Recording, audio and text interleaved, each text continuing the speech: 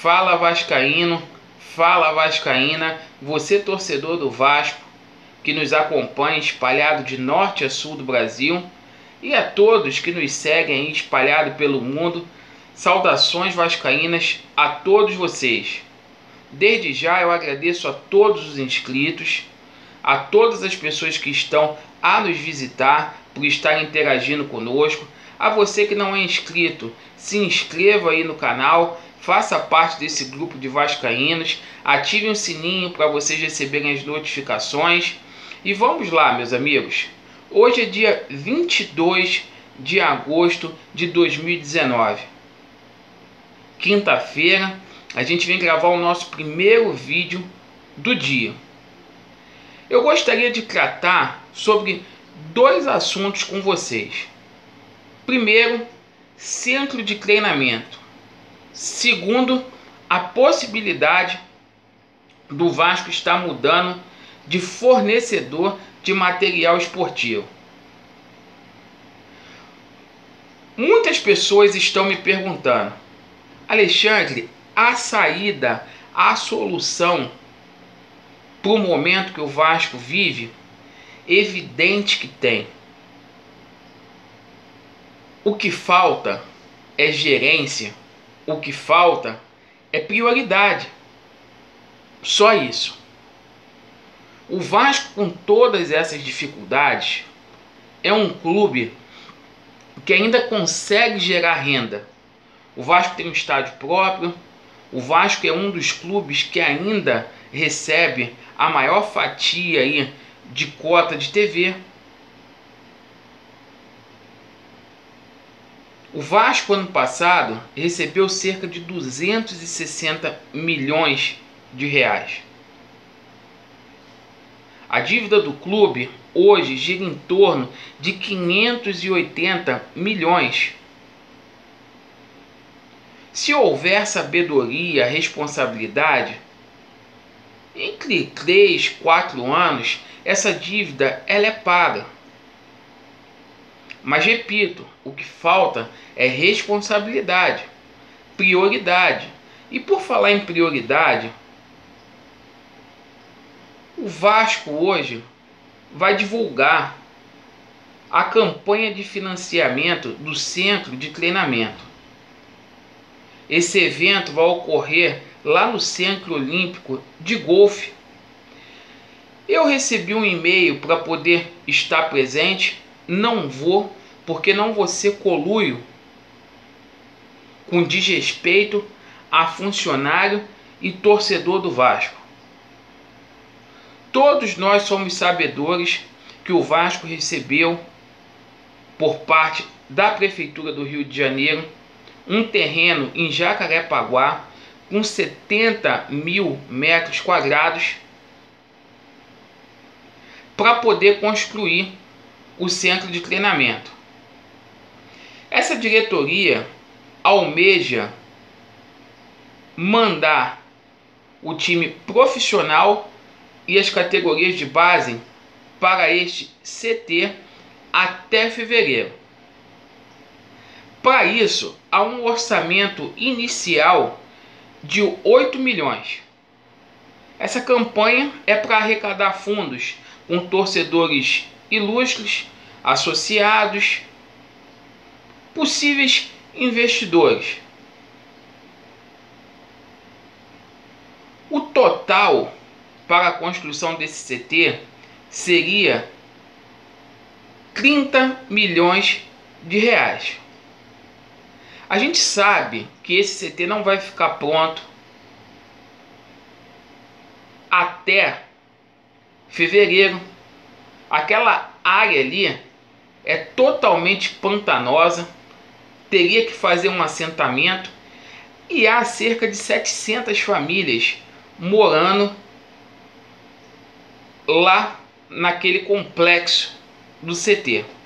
O Vasco teria que conversar com o sindicato dos moradores para ver como que iria tirar aquelas famílias dali. Então, uma situação muito complicada. A prefeitura deixou um abacaxi na mão do Vasco. Além de ser uma área muito perigosa, com vários assaltos e etc. Meus amigos, eu não tenho nada contra o Vasco ter um CT. Só que há prioridades. Hoje o Vasco tem duas ações que impedem o clube de seguir por causa dessas penhoras. É a ação lá da Biosanear e a ação da empresa de alimentos. O Vasco foi executado, somando as duas execuções é cerca de 6 milhões de reais. Faça um acordo com a empresa, com as duas empresas, e arrecadem fundo para poder pagar, para o Vasco poder sair dessa situação, para que o empréstimo possa ser pego, para poder pagar os salários dos atletas, dos funcionários. Essa diretoria não tem prioridade, além de não ter credibilidade. Pediram 70 mil reais para poder quitar a situação lá dos professores do Colégio Vasco da Gama. A torcida do Vasco foi lá, bancou a campanha, quase 100 mil reais foram arrecadados. Agora vieram com papo que não vão pagar os professores, que esse dinheiro vai ser para reformar o Colégio Vasco da Gama. Então, essa situação, pelo menos no momento desse CT, é muita viagem. A realidade do Vasco, meus amigos, com relação a CT, o Vasco tem um contrato em vigor, que é o contrato lá com o CT do Almirante, lá em Vargem Pequena, onde o pai do Evander, jogador que passou pelo Vasco, é proprietário. O proprietário, ele cobrou 600 mil reais, qual o Vasco estaria devendo. O Vasco só pagou 200 mil reais. Este contrato ele vai até o final de 2020. O pai do Evander, que é o proprietário, ele já falou que o Vasco vai ter que cumprir o contrato, ou então vai ter que pagar a multa rescisória deste contrato.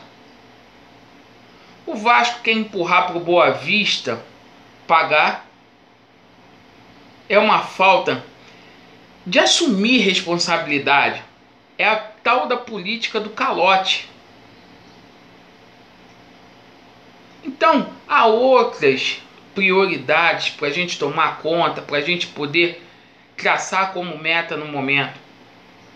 Isso é falta de respeito. Com 30 milhões, que é o projeto desse CT aí, não ficaria um funcionário sem receber. É lamentável. Com relação ao fornecedor de material esportivo, ontem saiu uma matéria na coluna de primeira da UOL, onde o Vasco poderia mudar de fornecedor de material esportivo no próximo ano. Há muitos mitos com relação a esse contrato da Diadora. Uns são verdade, outros não são verdade. Fato é que o Vasco tem contrato com a Diadora até 2021.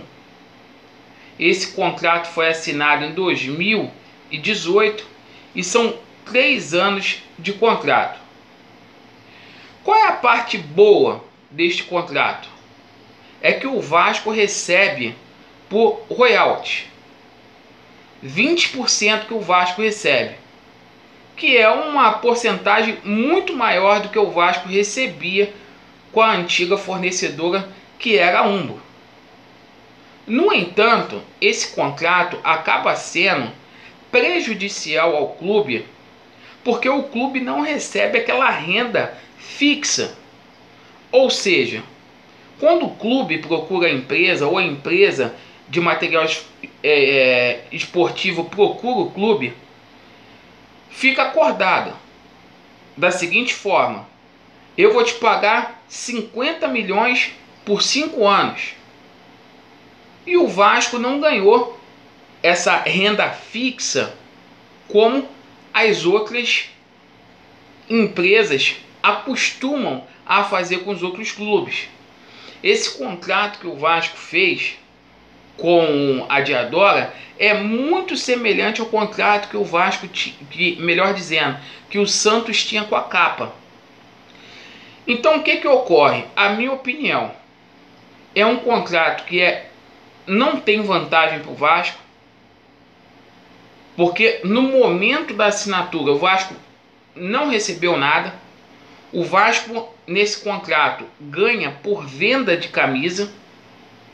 Então o Vasco tem que vender para poder receber, senão não recebe nada. O Vasco tem problemas aí para poder receber material da Diadora, porque quanto mais material o Vasco pede, o Vasco ele é quem arca com o ônus dessa situação. Então há a necessidade de mudar. Não sei se para 2020, para 2021, mas há necessidade de mudar aí de fornecedora de material esportivo. Esse contrato ele não é bom para o Vasco. Foi um gol contra do presidente Eurico Miranda. Eu pessoalmente eu não gosto. Respeito quem gosta, mas é um contrato que não rende tanto assim para o Vasco. Vamos lembrar, a Diadora, bem ou mal, é uma parceira do Vasco. Se houver a decisão de mudar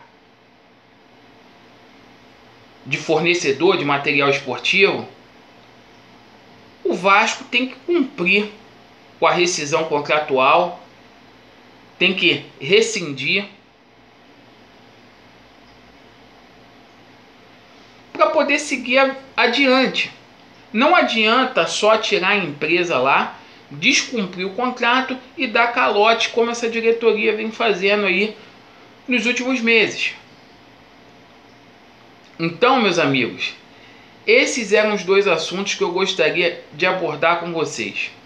Um assunto do centro de treinamento, que é viagem, que é fantasia, utopia, e a necessidade da gente mudar aí de material esportivo. Evidente que hoje o problema do Vasco não é a Diadora. O problema do Vasco é incompetência. São esses patrocínios aí, por exemplo, Master, que o Vasco coloca lá, que recebe no ano 4 milhões, que eu já falei aqui que tem time de basquete do NBB que ganha mais do que isso. O problema do Vasco não é pleitear uma cota de TV maior junto à Globo. É vender jogador mal. Como eu disse anteriormente, é dar calote, não pagar as coisas em dia. O problema do Vasco é a tal da falta de prioridade. Valeu, meus amigos. Saudações vascaínas. Mais tarde a gente vem gravar o segundo vídeo do dia para a gente poder tratar de assuntos aí referentes ao futebol. Valeu, meus amigos. Vasco neles.